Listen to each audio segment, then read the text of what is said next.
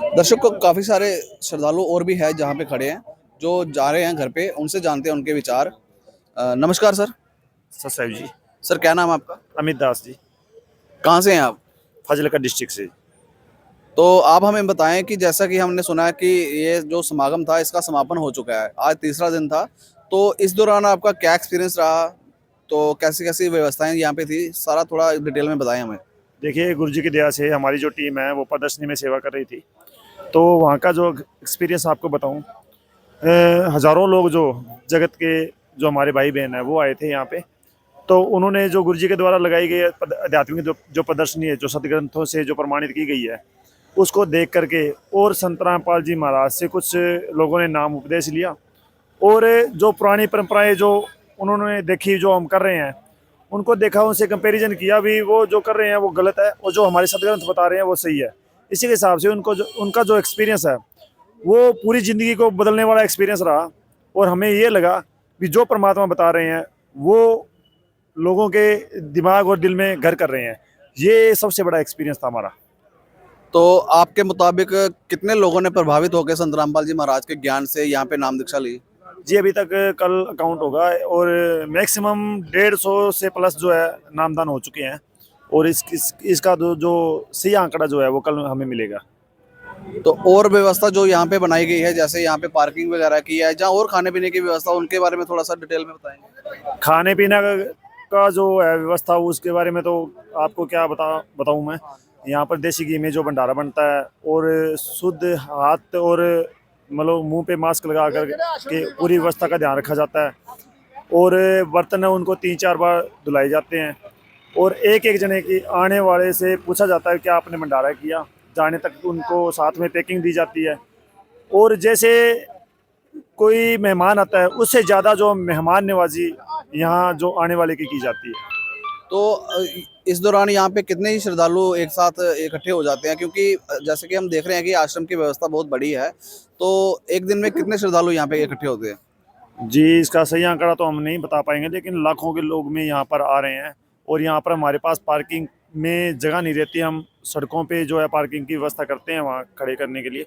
तो काफ़ी लोग यहाँ, उत्साह जो लोगों का देखने को मिल रहा है, वो काफ़ी लोग यहाँ से आ रहे हैं। पंजाब के तो खास करके खमाणों के जो लोग हैं वो भी काफ़ी उत्साह हमें दिखा रहे हैं जी। धन्यवाद सर। धन्यवाद जी। यहाँ और भी श्रद्धालु खड़े हैं, उनसे भी कुछ जानते हैं उनके क्या विचार हैं। नमस्कार सर। सत साहब जी। सर क्या नाम है आपका? हरभजन दास। कहाँ से हैं आप? हुशियारपुर मालपुर से। आप हमें बताएं, यहाँ पे आपने सेवा ली हुई है, जी हाँ। कितने दिन की सेवा ली है आपने? सर 3 दिन के लिए हम यहाँ पर सेवा के लिए आए हुए थे।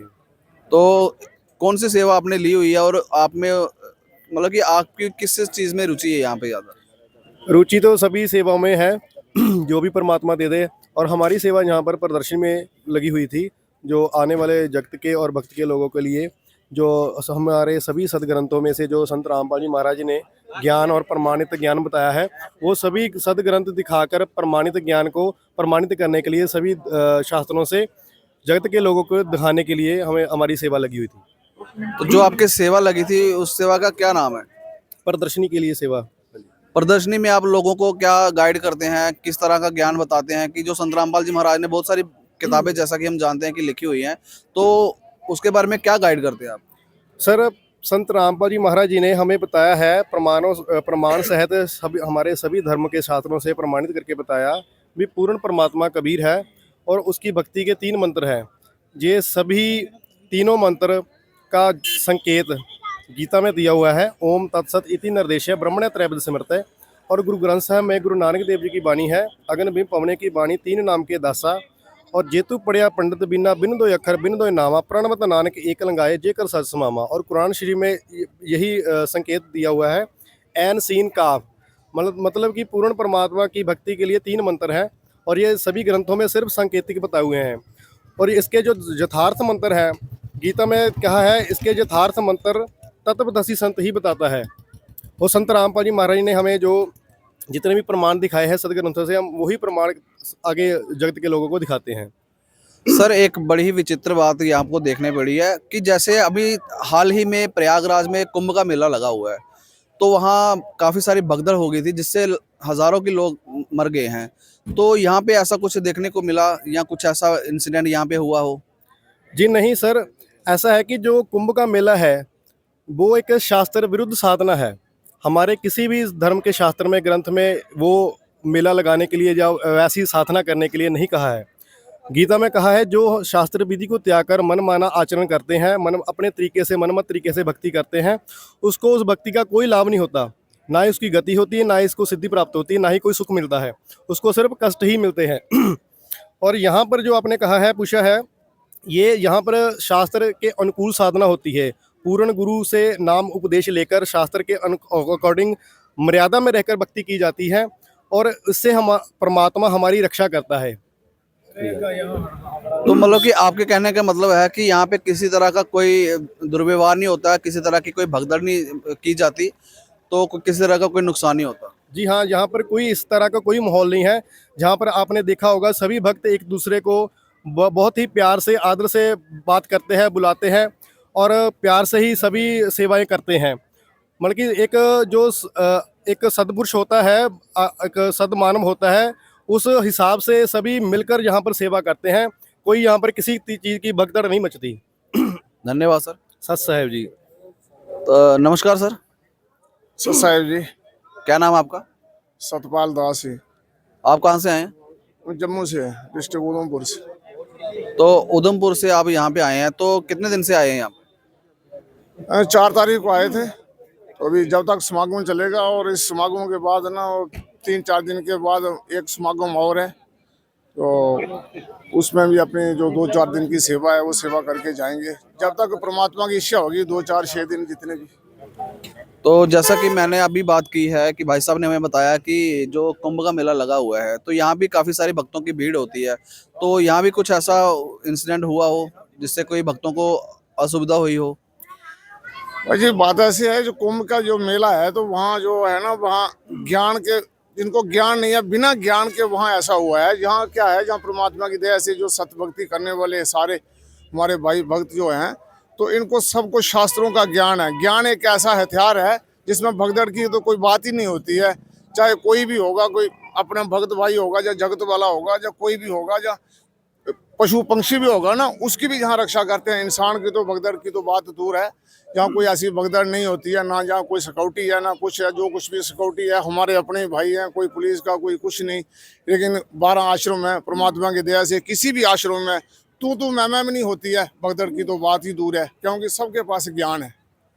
आपका कहने का मतलब है कि यहाँ पे प्रशासन का कोई योगदान नहीं है, सिक्योरिटी पर्सन जो होते हैं वो आपके आश्रम की तरफ से होते हैं? ठीक, कुछ भी नहीं, बाहर का कुछ नहीं है। कोई पुलिस, कोई सिक्योरिटी वगैरह जो कुछ भी है, तो हम परमात्मा के बच्चे जो गुरुजी के हमारे भाई हैं, सब आपस में मिलजुल के करते हैं। क्या सिक्योरिटी है, किसी भी किस्म की कोई परेशानी यहाँ नहीं है। क्या जगत वाले जो बाहर से आते हैं, वो कुछ भी आते हैं, बड़े बड़े मंत्री भी आते हैं। परसों एक पंजाब के मंत्री आए थे, इससे पिछले समागम में भी आए थे। वो भी देख के यहाँ हैरान हो रहे जाते हैं कि यहाँ कुछ कोई इनका जो मीन मुक्त नहीं है। गुरुजी कहाँ हैं दुनिया की नज़रों में? गुरुजी कहाँ बैठे हैं? जेल धाम में बैठे हैं।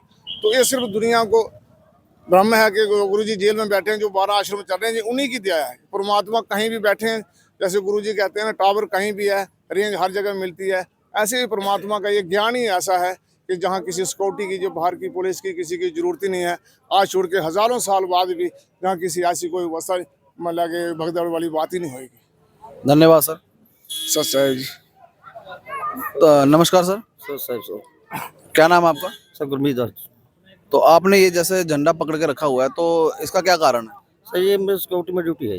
ये मेन गेट पर हमारी सिक्योरिटी में ड्यूटी है। जो आते हैं जाते हैं, हमें उसको प्यार से ना एक साइड में उसकी गाड़ी लगवाते हैं, उनकी हम एक साइड में गाड़ी लगवाते हैं, फिर उनको एक साइड में भेजते हैं। हमारे जैसे गुरु ने हमने को बताया है कि ऐसे काम करना है, हम उनके गुरु के कहने से ही हम सब काम कर रहे हैं।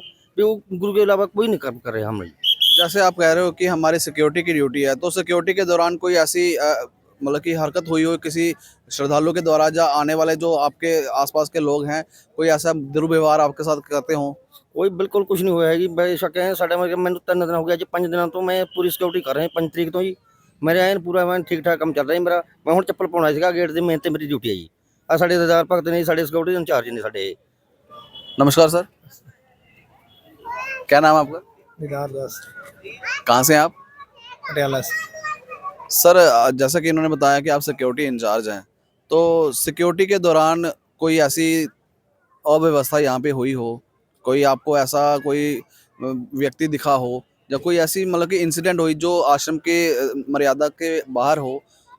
नहीं, कोई वैसी नहीं है। सभी ये भक्त हैं, सब ज्ञान के आधार से ये काम कर रहे हैं।